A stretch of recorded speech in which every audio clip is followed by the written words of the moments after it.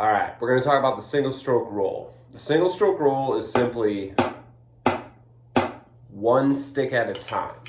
Now that may seem very simple, okay? But there's two things you want to make sure that you can get together when you're practicing with the metronome and you're listening back to your recordings of your practice or watching back. And the first thing is just making sure that your timing is good, okay? So what I hear a lot of students do is kind of shuffle or swing the eighth notes,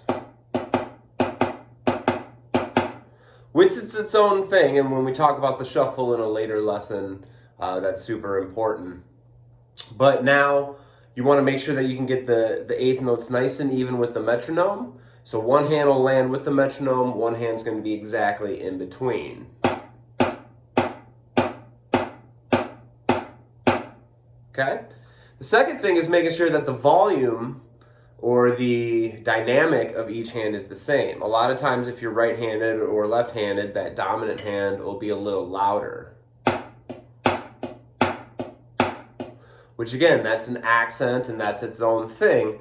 But when you're first learning your rudiments and you're getting the single stroke roll down, you want to make sure that you have an even note in between each hand so that the sound of both hands playing sounds like one hand at a time.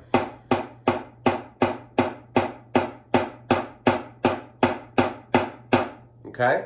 So again, the single stroke roll is something easy that you can work on. Start with your right hand first, go right, left, and then always practice the same rudiment leading in the opposite hand. So start with right, left.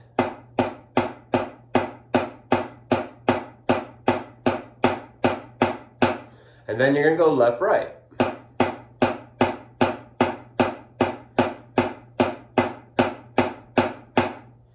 Start at about 60 beats per minute and just work one hand at a time. 1 and 2 and 3 and 4. And same level and dynamics.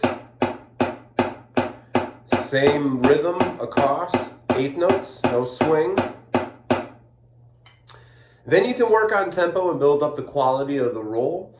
Get the really fast rolls going, but it's all about patience first. So work on one hand at a time, and that's the basics of your single stroke roll.